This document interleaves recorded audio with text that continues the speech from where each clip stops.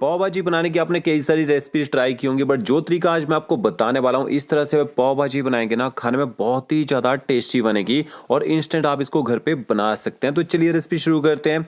सबसे पहले आपको यहाँ पे सब्जियाँ चाहिए, एक आलू, दो गाजर, साथ में थोड़े से मैंने फ्रेश मटर लिए हैं और गोभी का यूज़ करेंगे। और थोड़ी सी मैंने यहाँ पे बीन्स ली है, एक शिमला मिर्च और एक यहाँ पे चुकंदर लिया है। चुकंदर से ना कलर अच्छा आएगा पाव भाजी में। सब्जियों को आपने अच्छी तरह से धो लेना है। धोने के बाद आप इनकी कटिंग कर लीजिए। तो ओके, देखिए बीन्स को यहाँ मैंने छोटे छोटे टुकड़ों में काट लिया है। इसके बाद आपने गाजर को भी इसी तरह से काटना है। गाजर को इस तरह से पहले मोटा मोटा स्लाइस काट लीजिए, फिर आपने गाजर में कट लगाने हैं और इस तरह से छोटे छोटे क्यूब्स में गाजर को भी काट लीजिए। और गोभी का मैंने पूरा फुल यूज़ नहीं किया है, थोड़ी सी गोभी का आपने यूज़ करना है और गोभी को भी आप इस तरह से रफली काट लीजिए। और के देखिए आलू को आपने इस तरह से पहले ना मोटा मोटा स्लाइस काटना है और आलू को भी रफली कटिंग कर लीजिए। तो सब्जियां कटिंग करने में 5 मिनट का टाइम लगेगा और हरे मटर भी मैंने साथ में ही ऐड कर दिए हैं। मसाला बनाने के लिए 3 प्याज 3 टमाटर का आपने यूज़ करना है। प्याज टमाटर को चॉप कर लीजिए और शिमला मिर्च ली थी ना, उसको भी बारीक काट लिया मैंने। यहाँ मैंने प्रेशर कुक कर लिया है। 2 बड़े चम्मच यहाँ पे ऑयल के ऐड करेंगे। ऑयल के साथ में 1 क्यूब आपने बटर का ऐड करना है। गैस की फ्लेम आपने मीडियम रखनी है और मीडियम फ्लेम में बटर को थोड़ा सा मेल्ट होने दीजिए। जैसे बटर मेल्ट हो जाएगा, 1 छोटा चम्मच साबुत जीरा ऐड कीजिए। 1 बड़ा चम्मच आपने बारीक कटा हुआ लहसुन ऐड करना है। लहसुन को आप मीडियम फ्लेम में अच्छी तरह से पका लीजिए। लहसुन से बहुत ही बढ़िया फ्लेवर आएगा पाव भाजी में। जैसे लहसुन पक जाएगा, फिर आपने बारीक कटा हुआ प्याज ऐड कर देना है और गैस की फ्लेम आपने हाई रखनी है। हाई फ्लेम में प्याज को अच्छी तरह से पका लीजिए ताकि प्याज का जो कच्चा टेस्ट है ना, वो यहाँ पे खत्म हो जाए। तो ये देखिए प्याज भी पक चुका है। फिर आपने इसमें बारीक कटी हुई शिमला मिर्च ऐड करनी है और गैस की फ्लेम आपने हाई कर देनी है। हाई फ्लेम में शिमला मिर्च को भी पका लीजिए ताकि शिमला मिर्च में जो कच्चा टेस्ट होता है ना, वो खत्म हो जाए। तो ओके, देखिए प्याज और शिमला मिर्च को मैंने अच्छी तरह से पका लिया है। फिर आपने इसमें बारीक कटे हुए टमाटर ऐड कर देने हैं। टमाटरों को आप पीस के डालना चाहें तो पीस के भी यहाँ पे डाल सकते हैं और टमाटरों का यूज़ थोड़ा सा आपने ज़्यादा करना है पाव भाजी में, तभी अच्छा टेस्ट और कलर आता है। और 1 छोटा चम्मच मैंने साथ में नमक ऐड कर दिया है। नमक से जो टमाटर है ना, वो जल्दी गल जाएंगे। अब गैस की फ्लेम मैंने हाई कर दी है और हाई फ्लेम में ना 2 से 3 मिनट तक टमाटरों को भी भून लीजिए ताकि टमाटरों का जो कच्चा टेस्ट होता है ना, वो खत्म हो जाए। तो ओके, देखिए टमाटरों को मैंने अच्छी तरह से भून लिया। टमाटर पूरी तरह से यहाँ पे गल चुके हैं। अब आपने इसमें मसाले ऐड करने हैं। तो पाव भाजी में ज़्यादा मसालों का यूज़ भी नहीं किया जाता है, फिर भी बहुत ही ज़बरदस्त बनती है। यहाँ पे आपने कश्मीरी मिर्च पाउडर ऐड करना है। तो 1.5 चम्मच आप कश्मीरी मिर्च पाउडर ऐड कर दीजिए। इससे ना कलर अच्छा आएगा और हमारी पाव भाजी जो है थोड़ी सी चटपटी भी हो जाएगी। कश्मीरी मिर्च को मिक्स कर लीजिए और थोड़ा सा आप इसको भून भी लीजिए। तो ओके, देखिए चटपटा सा मसाला तैयार हो चुका है। अब आपने इसमें ना पाव भाजी मसाला ऐड करना है। तो 2 से 3 छोटे चम्मच आप इसमें पाव भाजी मसाला ऐड कर दीजिए। किसी भी अच्छे ब्रांड का पाव भाजी मसाला आप यहाँ पे यूज़ कर सकते हैं। फिर आपने इसमें ना बीट रूट ऐड करना है। जो चुकंदर मैंने यूज़ किया था ना, उसको मैंने ग्रेट करके यूज़ किया है। ग्रेट करके क्या होगा, जब इसको मैश करेंगे ना, तो इसके रेशे नहीं बनेंगे। और पाव भाजी मसालों को आपने थोड़ा सा ना भून लेना है, तभी अच्छा टेस्ट निकल के आएगा। तो ये देखिए ये हमारा मसाला तैयार हो चुका है।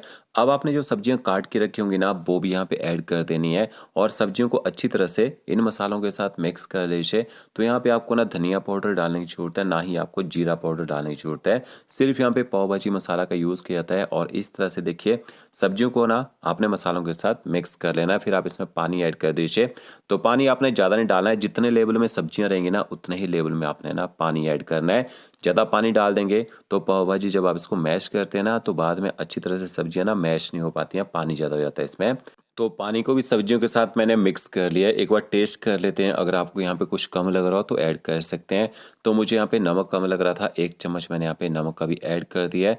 नमक को भी यहाँ पे मिक्स कर लेते हैं। तो देखिए जब मैंने चुकंदर यूज़ किया था ना, कितना ज़बरदस्त यहाँ पे कलर आया है। तो जब आपकी पाव भाजी बन के तैयार होगी ना, तो जैसा रेस्टोरेंट में पाव भाजी का कलर आता है ना, वैसा ही कलर निकल के आएगा। ऊपर से कवर कर दीजिए और हाई फ्लेम में आपने 7 से 8 विसल लगवानी है। इतनी देर में सारी सब्जियां अच्छी तरह से गल जाएंगी, अच्छे से सॉफ्ट हो जाएंगी। ये देखिए यहाँ पे लगभग 7 से 8 विसल मैंने लगवा दिया। स्टीम यहाँ पे निकल चुकी है। अब देखिए सब्जियां अच्छी तरह से गल चुकी हैं। एक बार अच्छे से इनको ना मिक्स कर लेते हैं। और एक बात, अगर यहाँ पे पानी ज़्यादा हो जाए तो आपने थोड़ा सा पानी सब्जियों में से निकाल लेना है और उस पानी को आप जब सब्जियां मैश हो जाएंगी ना, उस टाइम में ऐड कर सकते हैं। तो ये देखिए पानी भी ज़्यादा नहीं है। अब आपने मैशर लेना है और इस तरह से मैशर से आपने ना सब्जियों को अच्छी तरह से मैश कर लेना है।